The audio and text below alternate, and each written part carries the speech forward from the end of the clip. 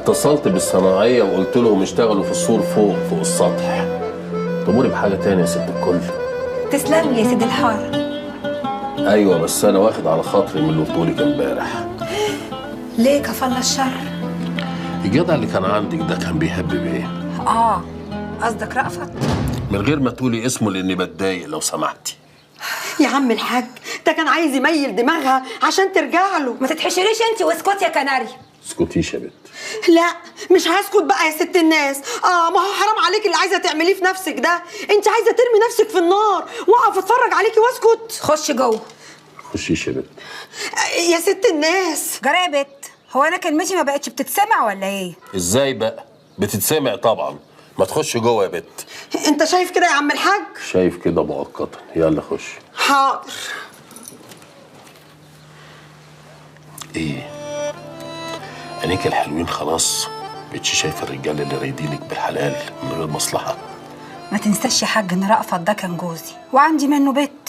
بنتك بنتي وعهد عليا افرش لها الحاره ديت بونبوني وشوكولاته وعرايس ولعب.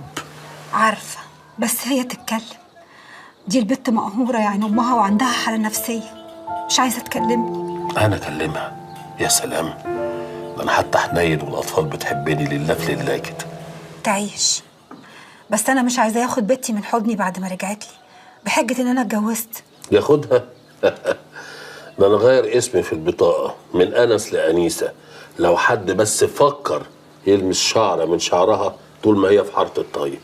يا حاج رأفت ده واصل، ده له معارف تقال قوي انت مش قدهم. وانا لو وصلت اللي انا عايزه محدش هيحصلني. بس اللي معاه السلم تقلان عليا سايبني معلق كده، لا انا طايل ارض ولا انا طايل سما. انت بتجيب الكلام ده منين يا حاج؟ ده انت كأنك بتشعر. لما بشوف وشك الحلو لساني بينطلق لوحده. اقول له ايه ده؟ يقول لي لا سيبني انطلق. ايوه يا حاج بس مراتك غلبانه. هي صحيح لسانها متبري منها وعايز قطعه بس صعبانه عليا. عشقاك وماسكه فيك بايدها واسنانها. ما اسنانها دي اللي عماله تنهش في جسمي وكبرتني قبل اواني وماسكه فيا لانها خلاص بتودع. دي جات لي تشتكيني همها يا عيني ودموعها على خدها صعبت عليا. ما انا اللي بعتها، انا العفاريت اللي مش سايباها في حالها. اتاريك مش سهل يا حاج، ده انا كنت هعمل لها زار. يا ريت اعملي لها زار، خليني اخرج منها واروح للي قلبي بيحبه. قلتي ايه؟ قلت كل شيء اسمه ونصيب يا حاج. كده برضه يا ذهبيه؟ ماشي. الحقيني يا ست الناس. في ايه؟ ساره قطع النفس ما بتردش عليا خالص. ساره يا بنتي مالك يا حبيبتي؟ ساره وسع بنتك. انا ساره خير؟ ساره الحاجه يا انس بسرعه شوف لي دكتور. انس؟ ساره كناريا روح اعملي وقت سكر. يلا حاضر يا بنتي. ده انا هجيب لك وزاره الصحه كلها دلوقتي. ساره ردي عليا يا بنتي. انا كده مش مطمنه يا ماجد. لا اطمني، احنا بقالنا 3 شهور بندور عليها. مش معقول بقى اول ما عينينا تبقى عليها نقلق ونخاف. ايوه بس ال3 شهور دول حصل فيهم حاجات كتير وانا حاسه ان الخطوه اللي جايه دي هتبقى علينا مش عليهم. ما حدش يقدر يثبت علينا حاجه. طيب ما تعرفش البوليس وصل لحد فين؟ اصل هم بقالهم كتير ما طلبوناش للتحقيق وبرغم كده لسه ما قفلوش ملف القضيه. طب وانت شاغله نفسك ليه؟ احنا مالنا؟ احنا وقت وقوع الجريمه كنا في سهره عامه مليانه اعلاميين ورجال اعمال. حتى الفلوس خدتها وهربت بيها اللي اسمها سلمى. يعني احنا براءه من كله. يعني احنا هنفضل نتفرج على اللي اسمها سلمى دي من بعيد لحد ما تاخد فلوس اخونا؟ لا طمني يا نورهان، طول ما عينينا على اللي اسمها سلمى دي انا مطمن. نبتدي نقلق بس لو سلمى وقعت في ايد البوليس. ايوه بس انا كده مش فاهمه. بعدين يا نورهان، بعدين هفهمك. وقت ما نقرر اننا نخلص من سلمى دي هنخلص منها وفي اسرع وقت. انما دلوقتي ما ينفعش. احنا لينا عندها كتير قوي. خير يا دكتور مالها فيها ايه؟ طمني ما فيهاش اي حاجه زي الفل. بس هي كلت امبارح ولا النهارده الصبح؟ ما كلتش حاجه خالص مش عايزه تاكل مغلباني. عشان كده انا ما فهمتش، يعني هي عيانه ولا فيها ايه بالظبط؟ هي ما فيهاش اي حاجه، انا شايف كده ان عندها حاله نفسيه، متضايقه، حد مزعلها. انا اللي مزعلاها. ليه مزعلها؟ ليه؟ دي بنوتك، خرجيها كده وفسحيها وخليها تشم هوا. حاضر يا دكتور، يعني مش هتكتب لها اي ادويه؟ ولا هكتب لها اي حاجه، انا شايف ان هي عايزه تاكل كويس وتخرج تتفسح يومين كده ولا حاجه وهتبقى زي الفل. وان شاء الله لو عوزتيني في اي حاجه اتصلي بيا. السلام عليكم. وعليكم السلام. متشكره يا دكتور. العفو فندم.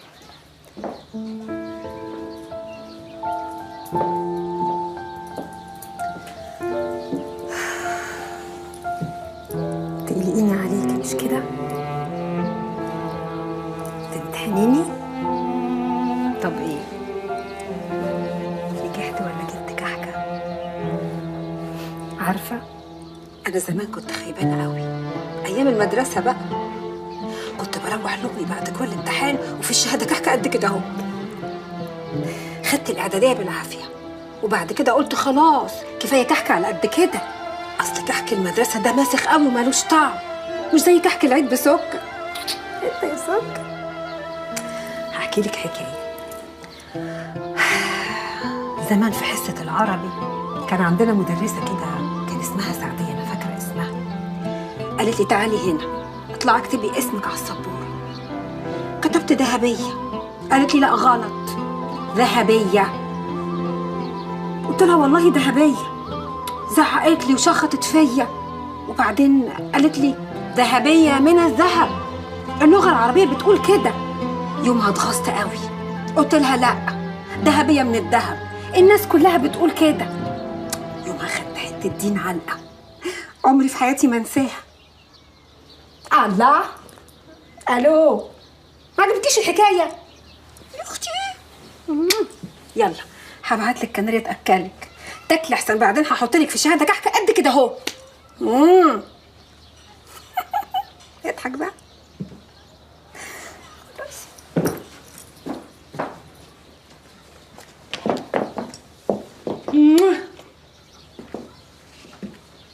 يا كناريا، يلا يا اختي بتعملي ايه كل ده؟ اهو الاكل جاهز اهو. طب يلا اكليها بقى كويس بقى لما ما اكلتش. دلعيها كده، احكي لها حكايات يا اختي، زقزقي لها، صوصوي لها، وما اسمك كناريا على الفاضي. يعني امان؟ امان. خلاص هصوصو لها. يلا سيو سيو سيو. يا رب تخلي لي، ده انا ماليش غيرها. نور يا رشاد. بنورك يا كبير. خد اشرب يا حبيبي. بنفسك. تسلم الايد يا ابو انس. لا صحيح يا رشاد، كنت شايفك قاعد كده ومطول مبلط حبتين. مش كتير، ما انت عارف، خفيف خفيف كده، ما بحبش اثبت في حته. لو عندك مصلحه قول نخلصها سريع سريع. عندي مصلحه. انت ما تطلبش، انت تؤمن. عايز اختك. ايه تتجوزها؟ مش هتجوزها يعني، احنا ممكن نضرب لنا ورقه عرفي كده ايه ونقعد شهرين ثلاثه مع بعض. الدنيا مشيت امان، ما مشيتش كل حي يروح لحاله. شهرين ثلاثه. طب واللي يجيبها لك سنه؟ الله يخرب بيتك، هما شهرين كفايه عشان انا بتخنق بسرعه. يا عم اسمع مني، دي اختي وانا عارفها، البت هتعجبك. ناخش يا دي انت بتحللي البضاعه والنبي، انت بس ما تنبرش فيها لحد ما توافق. ماشي يابا. طب انا عدادي كام؟ ما تقلقش، هحللك بقك قوي. لا، ما انا واعمل ال 14 على رقبتي، مفيش جيوبي فاضيه ولازم ادخل عليها بحاجه كده حلوه عشان افتح بيها لخص يا رشاد الكلام. من غير ما تمرهمني. عايز كام؟ يعني كلك ذوقها فخامه كده، يعني حق 4 كيلو لحمه. طيب 500 جنيه ليه؟ ما ردتيش يعني عليا يا أما؟ ما ردتش عليك في ايه يا ضناي؟ هو ايه اللي في ايه؟ في الموضوع اللي قلت لك عليه. بس ما انا بنسى يا اخويا، طب ما تفكرني. بقيتي بتنسي فجأة يا أم باسم. ايه جالك زهايمر؟ ماشي، موضوع بيع البيت والحمام. بمناسبة الحمام، دخلت يا اخويا اصب على جدتي شوية مية عشان افوق روحي كده اهوت. دخلت المية في صرصور ودني، ما بقتش بسمع حاجة. استنى كده اما اشوف هعمل فيها. هو ايه اللي حصل لك يا أم باسم؟ اهو الحمد لله اتفكت. قول لي بقى، هتتجوز امتى؟ يبقى ما فكرتيش اصلا، ولا فكرت بقى وليكي رأي تاني؟ لا بقول لك ايه، ما تتوهنيش في الكلام وتاخدني في دوكة. انت لازم تتجوز يا واد.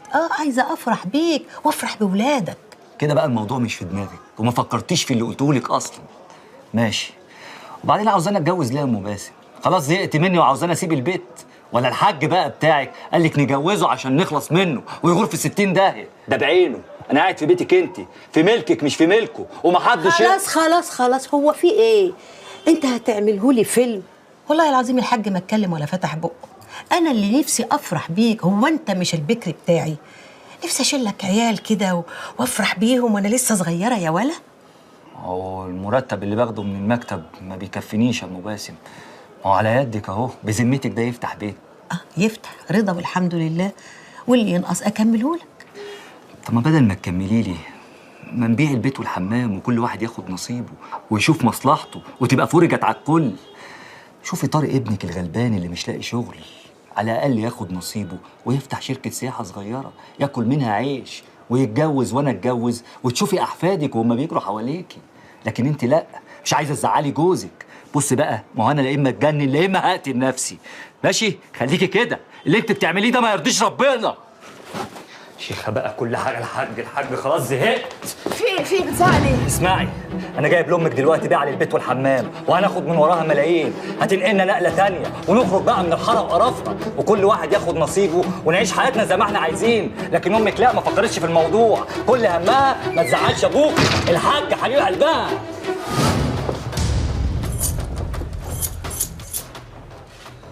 في ايه يا ابني؟ بتزعق ليه؟ نرجس! نرجس! ايوه يا حاج، ايوه يا حاج. خير يا حاج، خير. في كلمتين لازم اقولهم والكل يسمعهم. خير يا حاج، كلمتين ايه؟ في ايه بس يا بابا؟ باسم صوته بدأ يعلى في البيت قوي ومتضايق، وحاسس كمان انه مش مبسوط ان انا اللي شايف شغل البيت والحمام. نصيبك كده، حظك بقى ان طول ما انا عايش انا اللي هفضل ادير البيت والحمام. انت حاسس انك كبرت وانك تقدر تشيل المسؤولية، حقك. بس زي ما قلت لك سابق، طول ما انا عايش انا اللي هفضل ادير. لو الحاجة نرجس والدتك وصاحبة الملك ليها كلام غير اللي انا بقوله ده، تقوله. انا واقف هنا عشان اسمعه.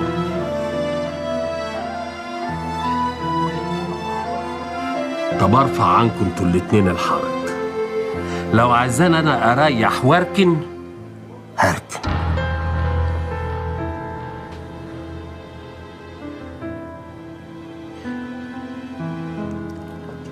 شفت ماما بتحبك ازاي؟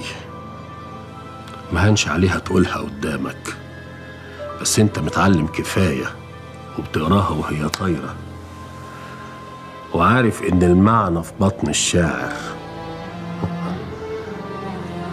ولا ايه يا استاذ؟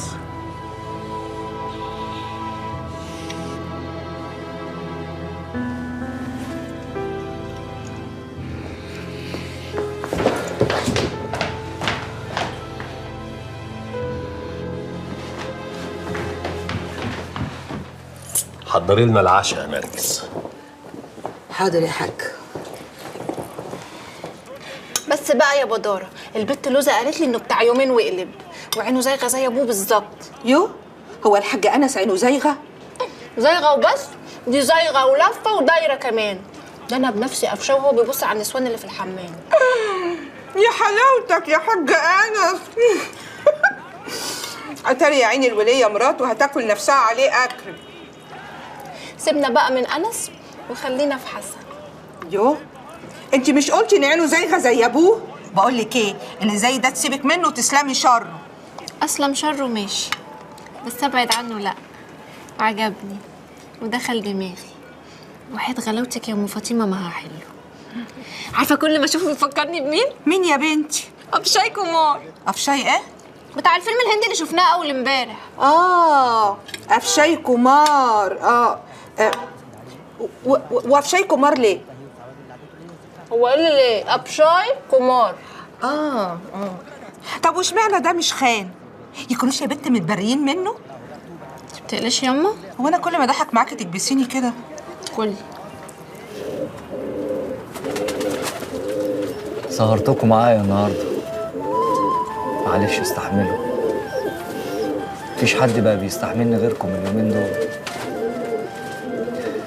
اصل انا وانا عيل صغير من زمان اتشلت من على الحجر بدري. اتشلت من على الحجر، اتشلت من كل حاجه.